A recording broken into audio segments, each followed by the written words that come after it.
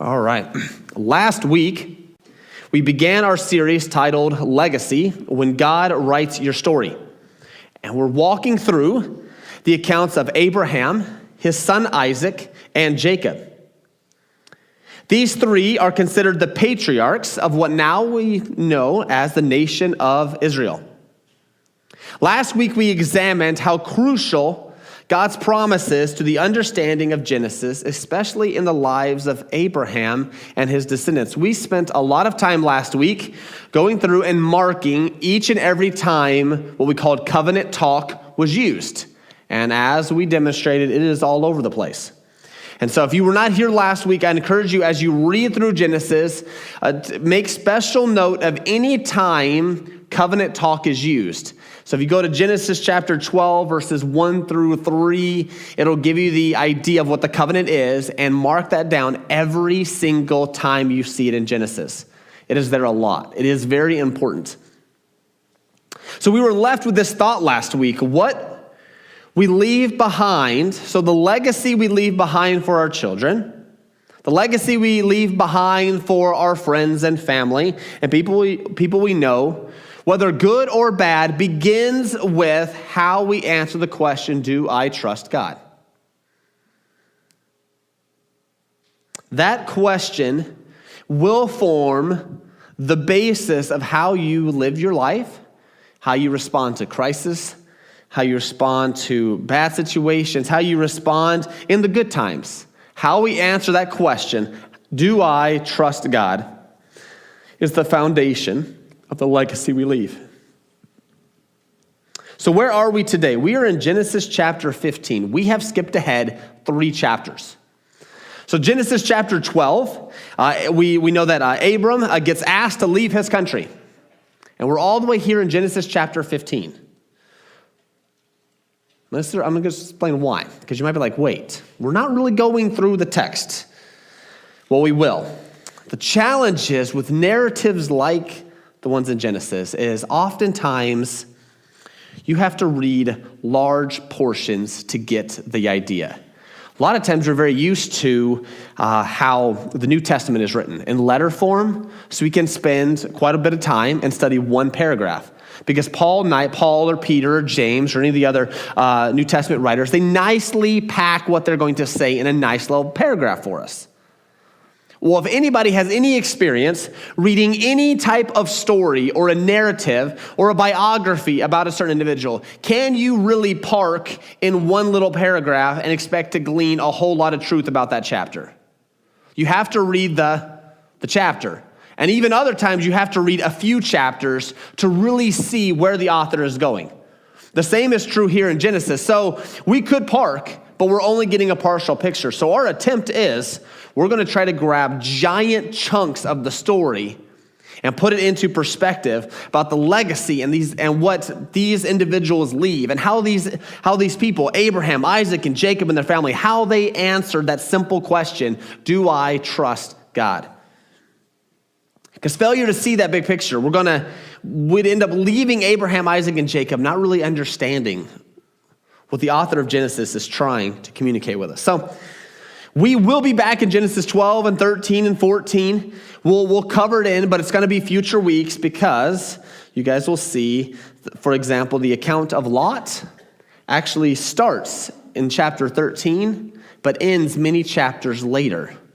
And so we're going to try to put the whole story of Lot into one sermon, so we'll be all over the place. Hopefully you guys understand that. All right, so in Genesis chapter 12, we know that Abram gets asked to leave his country and ends up going too far and ends up in the nation of Egypt. And there's a very interesting account, if you guys have read, about lying to the Pharaoh and his wife, and his wife was too good looking, so good looking, he didn't want to be killed because of how good looking his wife was. So there was some lying there and some issues. It's sort of comical. It just shows that Abram was a human just like the rest of us. That'd be a hard situation walking in and saying, my wife is too good looking. I have to act like her brother so people don't kill me so they can get my wife. Whew. Chapter 13, we see a very important interaction between Lot and Abram. where they decide to divide the land and what they see because their herds and the shepherds were actually fighting with one another over whose sheep and whose cattle was who. So they divided it up. In chapter 14, we actually find, it's actually sort of exciting, but Lot gets kidnapped. And Abram has to take a large number of his servants and actually fight in a war between quite a few kings of city-states around that area. So we're talking like rescue attempts, and I don't know why they don't make movies of this stuff. That's cool. Well, they try. Never mind. They should not make movies of the Bible. They do a terrible job with them. But it's exciting.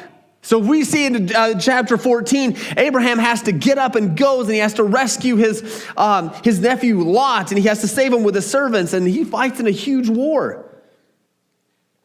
Now we're here in chapter 15, and here in chapter 15 really drives home what we talked about last week. That question, do I trust God? Chapter 15 is an incredibly crucial part of the account of Abraham. It fits nicely between Abraham having to get up and leave and some of the action there. And then what plays out later is this account in 15 that summarizes Abraham for us. And we'll see that what he decides to do in 15 is actually a regular part of who Abraham is. And it's this simple thing that I think is really going to help us answer that question, do I trust God? So let's dive in and see. Look at Genesis chapter 15. After these things, which things? That is, after Abraham has rescued his nephew Lot, after he's rescued him and fought off the kings and been in that giant battle, and then Melchizedek, I don't know if you guys have heard about him. He was a priest, the nation of, he was actually a king priest of Jerusalem before the nation of Israel had it, comes out and he actually finds out that he's a representative of the living God, and Abraham offers him sacrifices, and it's a really neat account. So after these things, the word of the Lord came to Abram in a vision and says, "Fear not, Abram, I am your shield. Your reward shall be very great." Now, why would God want to start a sentence off, "Do not be afraid"? And it's because of the fight that had just happened in the previous chapter. Unless you completely annihilated your enemy and every single person, there was some fear. Abram is not a king.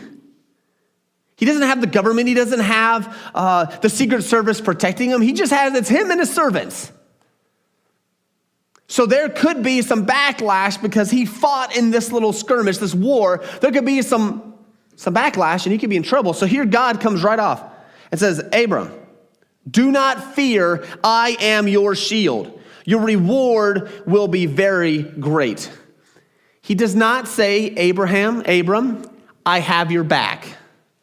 Now, I don't know about you, but guys, sometimes when they say, "I have your back," sometimes they literally mean, I'll brace you and support you. But oftentimes when guys say, "I have your back," they mean, you go first and take whatever damage, and I'll hide behind you. Okay? So my brother and I, when we'd pillow fight, okay, before we knew he needed glasses, we'd pillow fight with my dad, and I would send my brother in first to take the brunt of the attack from my dad so I could come in behind. And then we found out he couldn't see. So it even made it more worse. That is, I have your back. Now, God doesn't say that. God says here, I am your shield. What takes the first impact of an attack? It's the shield. I am going before you, Abram. I am your shield. Your reward is going to be very great. This brings up, what reward is he talking about? Well, if you guys go all the way back to Genesis chapter 12, look at Genesis chapter 12. Look at verses 2. He says, God says to Abram, "I will make you a great nation. I will bless you and make your name great so that you will be a blessing. I will bless those who bless you, and him who dishonors you I will curse. And in you all the families of the earth shall be blessed." Right there, covenant talk again. Here's God. God is like, I am going to go before you. I am your shield. They have to get through me first. Well, that's comforting. And not only that, I will bless you. Your reward will be very great. And Abram said, O Lord God, well, what will you give me, for I continue childless, and the heir of my house is Eliezer of Damascus? I know oftentimes we people like when people struggle with something what God says, we sort of like, you're not supposed to struggle with what God has told you to do. You're not supposed to even question it. And here's Abraham like, I know you said you're going to bless me, and okay, if I'm going to have a lot of children, if I'm going to have a nation, it's an important part of that. I need a kid. I don't have a kid yet. And right now, Abraham says, right now the heir of my house is Eliezer of Damascus. Back in those times, if a family didn't have a child, they would do sort of like an adoption thing. They would adopt an individual into their family from outside, because they would adopt that, and then if the couple died, then the inheritance was passed on to that person. And so like, Abraham's like, is this how we're supposed to do it? Through my servant Eliezer, I'm going to, when I die, my inheritance is going to go to him. It's an honest question. He's like, I know, God, you said you're going to bless me and all this, but I'm still lacking the kids. And Abraham said, behold, you have given me no offspring, and a member of my household will be my heir. And behold, the word of the Lord came to him. So sometime a little bit later, came to him, this man shall not be your heir. Your very own son will be your heir. And he brought him outside and said, look toward heaven and number the stars, if you're able to number them. Then he said to him, so shall your offspring be. Here Abraham was given, he was once again reminded of God's promise. But so oftentimes when we are asked to respond in faith to something God says, it seems like the situation around us does not really support what God is saying. So God is like, hey, look at those stars. That is how many your descendants is going to be. Okay, wait a second. I don't even have one kid yet. Stars, kid. God says, yes, you are going to have a child. And Abraham's like, okay, I'm also really old. Old, no kids yet. Don't have a young wife. Actually, new. 1 + 1 + 1 is not really equaling kids. And God's like, you will have a kid. Not only that, I want you to go outside. I want you to look up in the stars. And I did some research on this. I'm like, how many stars, if I could and didn't lose interest, how many stars could I actually count in the night sky? About 5,000. You can count about 5,000 stars from the naked eye, just out there standing by yourself, not in the city, and counting. They're pretty cool. So, Lathan, you want to go count your stars? Go outside the city, start counting. Let me know what number you come up with.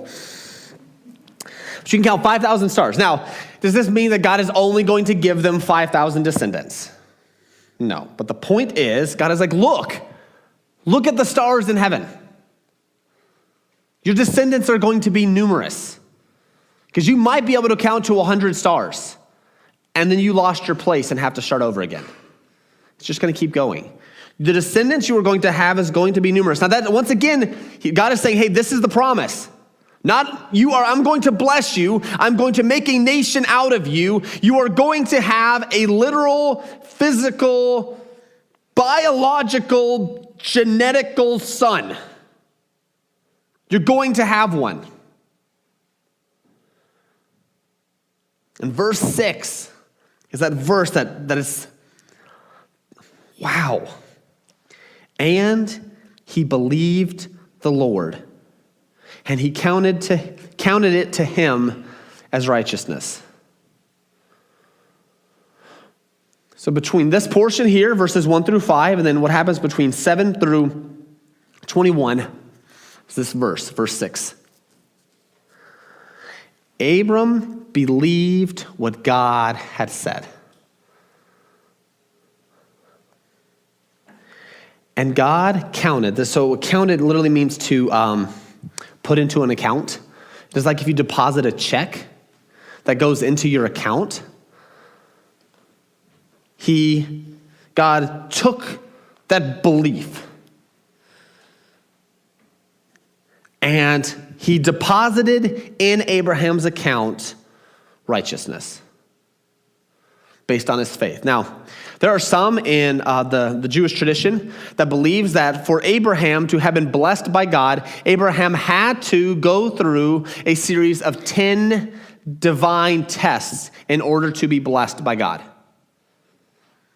Do you guys notice how that tradition right there ends up being what we see in the New Testament? And we see that nowadays. I have to work and earn. I have to somehow merit my salvation. And look what Abraham did. Got taken outside, looked up, God reaffirmed what he'd been saying the whole time, and Abraham believed.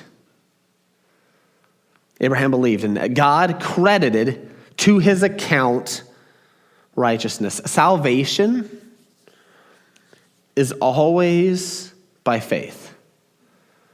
The Old Testament is not I've heard this said, so I'm spending a little bit of time on this. I've heard it also told to me that in the New Testament, salvation is by grace.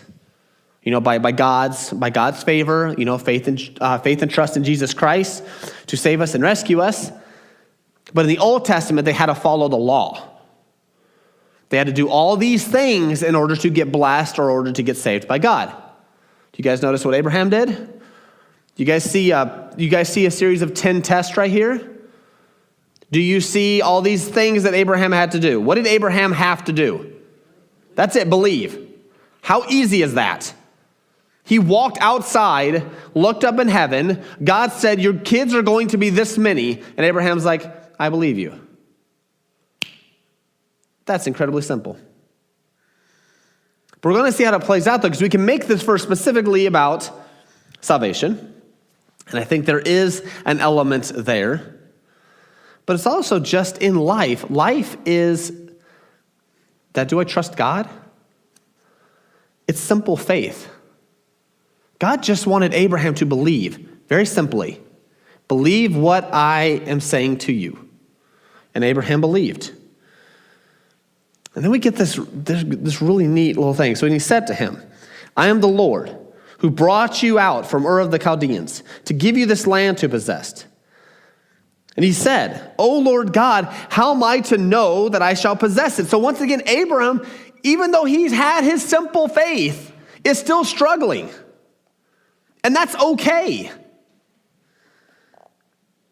He said to him, bring me a heifer, 3 years old, a female goat, 3 years old, a ram, 3 years old, a turtle dove, and a young pigeon. And he brought him all these, cut them in half, and laid each over the other. And he did not cut the birds in half. And when the birds of prey came down on the carcasses, Abram drove them away. Now this is where we're like, this is sort of weird. So God is like, gave him the simple statement, Abraham believed. Abraham still struggled with it though. Okay, that Abraham still struggled. I believe you, but I'm having a hard time understanding this. I'm struggling with this. And so God says, all right, I want you to get these animals, I want you to cut them in half. So Abraham cut them in half, put them here, sort of lined up like, okay, lined them up. There'd been a big mess in the middle. And so it goes.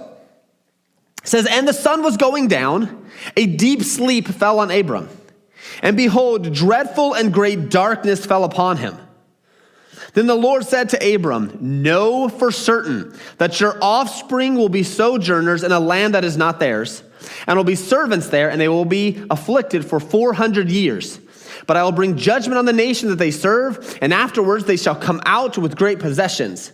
As for you, you shall go up to your fathers in peace. You shall be buried in a good old age, and they shall come back here in the 4th generation, for the iniquity of the Amorites is not yet complete.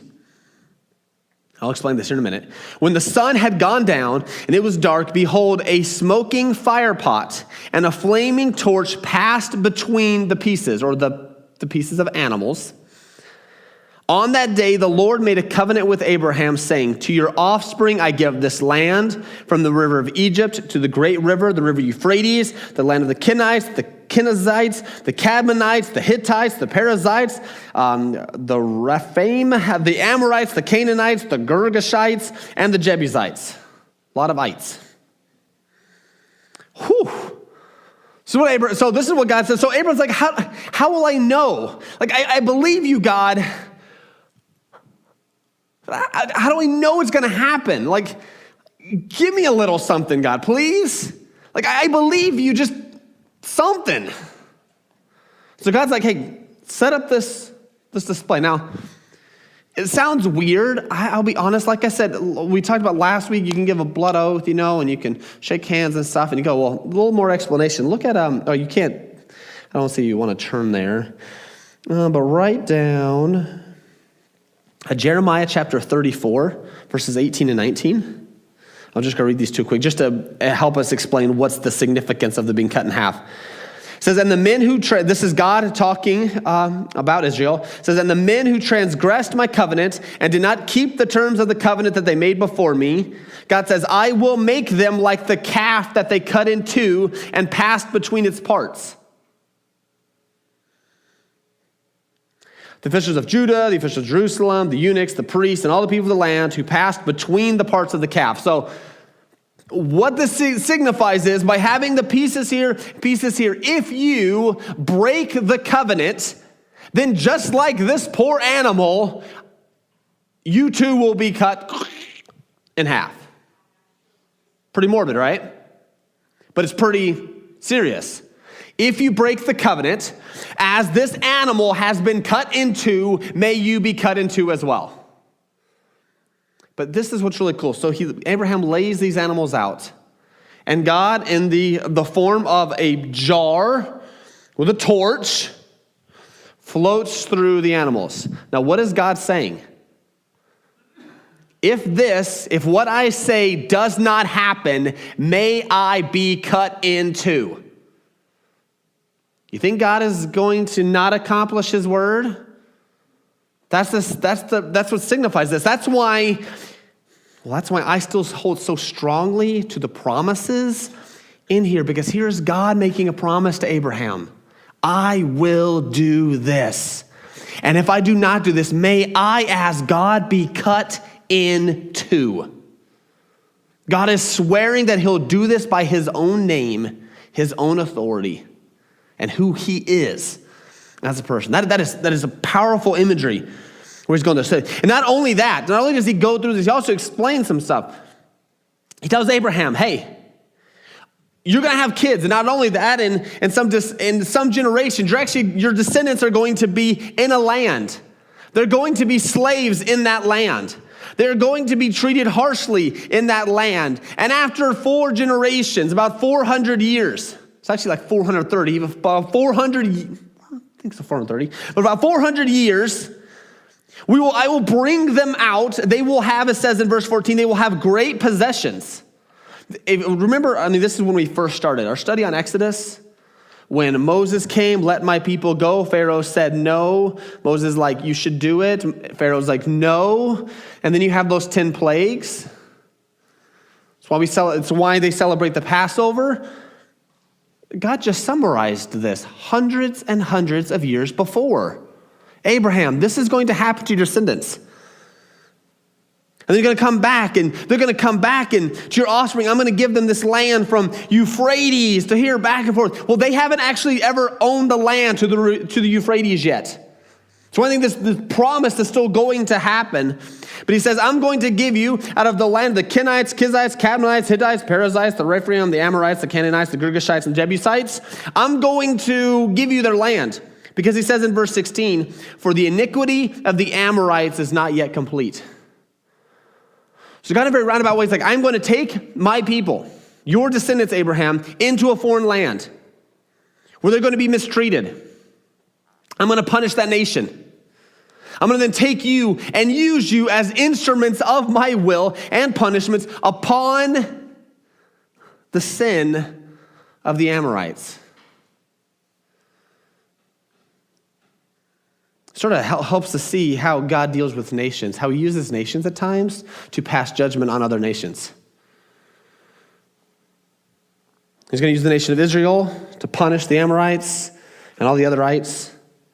And this is what's going to happen. God says, by my word, by the authority in me as I walk through the split animals, I promise this is going to happen. And we're just left with the end of the account. But tucked in there, in verse 6, is that really important one. It says, and he believed the Lord. The Lord counted it to him as righteousness. Now, if you could pick one characteristic, so if you had godlike powers, okay, and if you could we could ask this with moms, okay, moms to their child.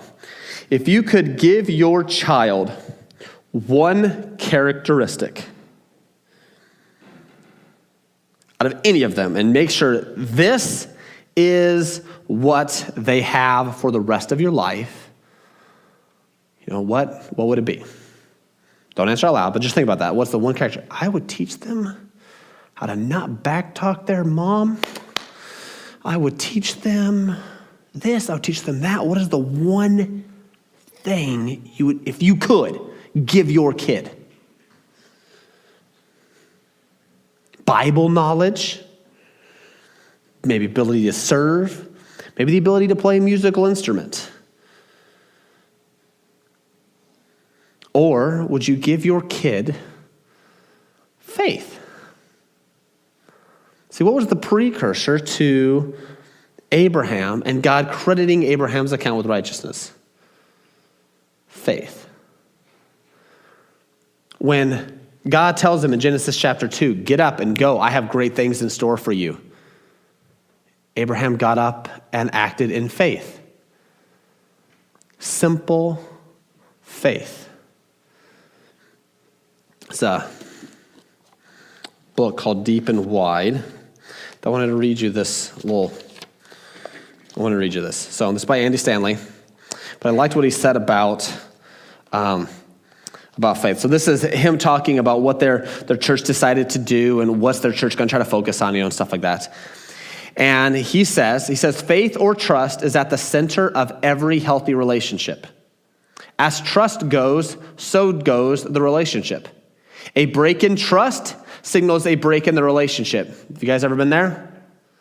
Someone breaks what they say enough times, it's over. It is really hard to gain that back. Sin was introduced in the world through a choice not to trust. We like to make it about obedience, right? But why do we choose to obey God in the first place? Because we trust him. We trust that what he says is what is best. When God says don't do something, we're like, okay, God loves me and he cares about me and he says I shouldn't do this. Do I trust that God cares about me and knows what's best for me, or do I not? It all goes back to trust. See, in the Garden of Eden, humanity's relationship with God was broken when Adam and Eve quit trusting. God has been on a quest ever since to re-engage with mankind in a relationship characterized by trust. The entire Old Testament is the story of God saying, trust me. It's no coincidence that God didn't give Israel the law until they first learned to trust him and follow him. With that as a backdrop, we shouldn't be surprised to discover that the epicenter of Jesus' message was the word believe. Just as humankind's relationship with God was destroyed through a lack of faith, so it would be restored through an expression of the same. At its core, Christianity is an invitation to re-enter a relationship of trust with the Father. At the cross, sin was forgiven and we were invited to trust. It makes perfect sense that salvation comes by faith, not obedience. Intimate relationships are not built on obedience, they are built on trust. Walking by faith, again, is simply living as if God is who he says he is and that he will do everything he has promised to do. As a person's confidence in God grows, he or she matures. So as we continue our discussion, we talked about in every kid, All right, so during one of these discussions that Andy had with somebody, someone on his team pointed out that the only time Jesus was ever amazed was when he saw expressions of great faith and little faith. And that never registered with me before. The only time Jesus was ever amazed was when someone demonstrated faith. Big faith was a big deal to Jesus. When people acted on what they believed about him, he was impressed. So my question, here is Abraham. And God gives him a crazy big statement and a huge promise. And all he asks is, do you believe me? Simple statement. Faith. So, I want to say, though, we talk about faith, but faith is not something we can ever manufacture. It's not. It is not a characteristic that we can get them and say, I decide today to have more faith. We can't wake up in the morning and say, I have more faith in God now. It doesn't really work like that. Because it's usually when life gets more crazier and then we realize, I am actually, me of little faith. So faith is built in our lives. Faith is built as God brings to bear on your life his promises. So faith is built when we are presented with what God says when God says he's going to do something. It starts there. God is like, I'm going to do this in your life. I'm going to do this. This is going to happen. Okay. But faith grows as we see that promise, and then situations seem to keep conflicting with what God has said. So here's Abraham. He was given a promise. You're going to have a nation. There's a whole nation going to come out of you. Right there, whole family line. Okay? And he's like, I still have no kids. It doesn't seem to match. Here's God's very powerful statement. You're going to have children, a lot of children, stars, many stars in the sky children, and yet you have no kids, and you're old. The situation around it seemed to conflict with what God says. That is how faith is built. So you can't build your faith. So my question, though, what I hope to help you understand is, how can we, though, grow? I guess if faith is a big deal, if Abraham is showing faith, and the Bible seems to emphasize faith, how can I, on a regular basis, do it? If it's a God thing, how can I help with this? Well, I got three questions to help you think through how you can put yourself in a situation where God is able to help you with your faith a little bit better. So the first question, so these are sort of like roadblocks we're trying to get rid of, all right? So the first question is, do you understand God's promises to you? See, God gave Abraham a very specific promise. Very specific. He did not give this promise to Joe Schmo down the road. He gave the promise to Abraham. Could Joe Schmo down the road take this promise and put it on his life?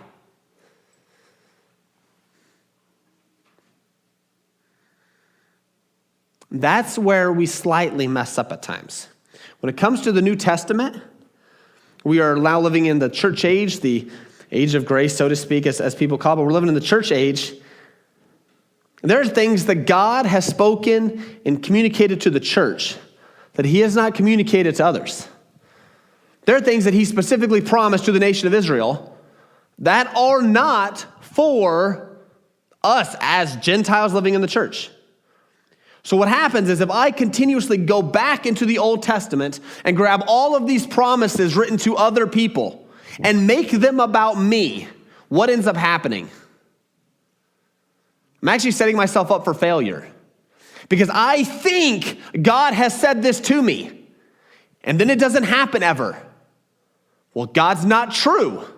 God lied to me. See how it just starts falling out? So if I grab this Abrahamic thing, God has told me in the Bible, because I applied this, that I will be the father of many nations. I, Pastor Jacob Pope, poor wife who is going to have a bajillion kids now. And I'm going to do this because it says it in Genesis. I'm going to do this. And people who bless me will be blessed by God, and people who curse me will be cursed by God. It's going to be really discouraging because I will find that people who usually curse me end up being blessed because the world's sort of backwards. And people who are mean to me are probably actually going to succeed in life. And I'm going to get mistreated. I'm going to get abused. I'm going to be made fun of all because of my faith in Christianity, but it's all because I misplaced and grabbed a wrong promise and made it apply to me. Are you guys tracking with me here? I really want to emphasize we have to be very careful when it comes to God promises and what God says. We have to understand who he's talking to, because if not, we're setting us up for failure.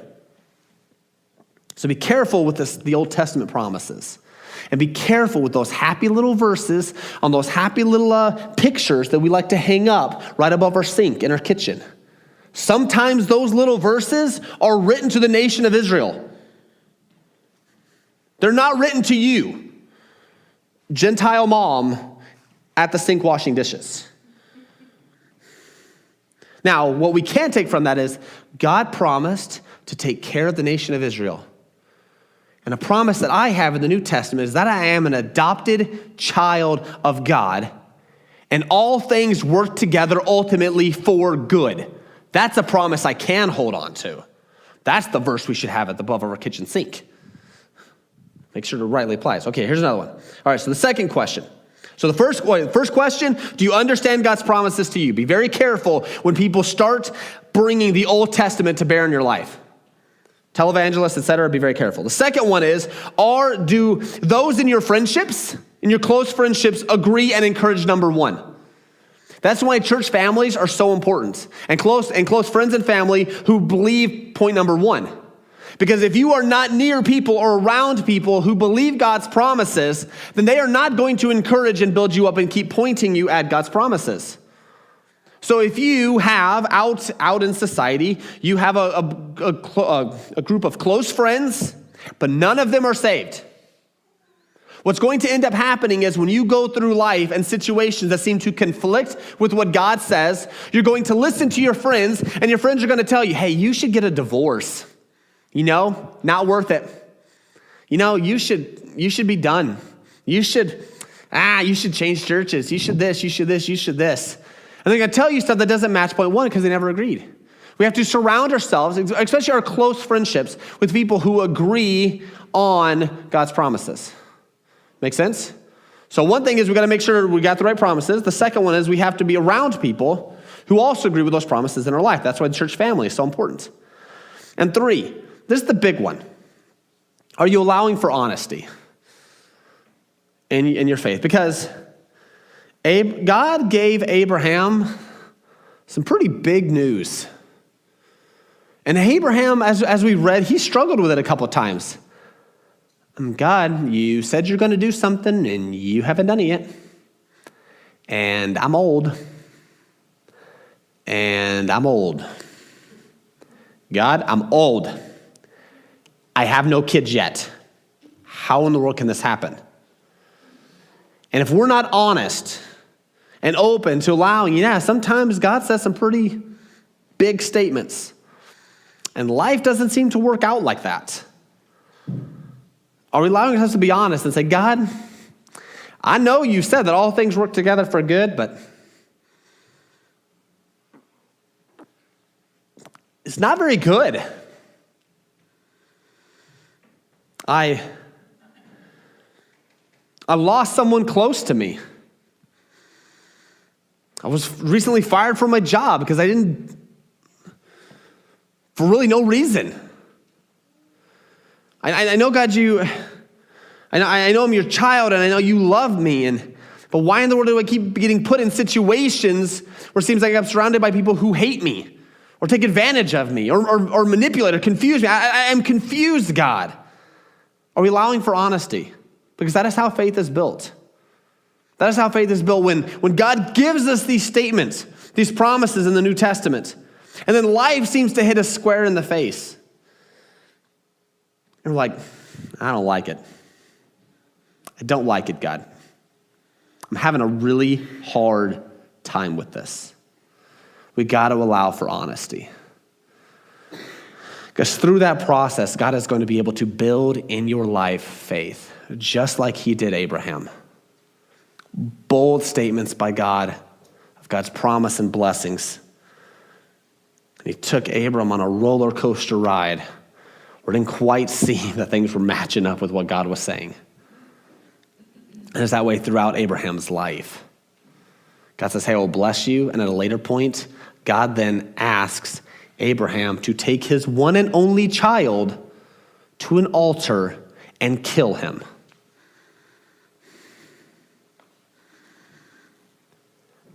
God, you said you're going to... How in the world can you bless me if I've been asked to go kill my son? I don't get it. But will we trust him? That's what faith is built on. So proper understanding of God's promises, surrounding ourselves in our close friendships, those who also agree with what God has said, and then just being honest before God. And just say, God, you're not really making much sense to me right now. I'm having a hard time with this. I don't really know if you're really going to follow through, Lord. Help me out. As we take that mentality in life, he's going to be able to build our faith. Let's pray. God, we give you the glory this morning. We thank you for the example of Abraham and his account of his very simple faith. God, what an example of a life of faith. There's just, you had him do some crazy things. And so often we see him responding in faith and just simple obedience. That's really cool. Thank you for this account. We do thank you again for our mothers. God, I pray that today is a time of blessing and encouragement for the families here at First Baptist. In Jesus' name, amen.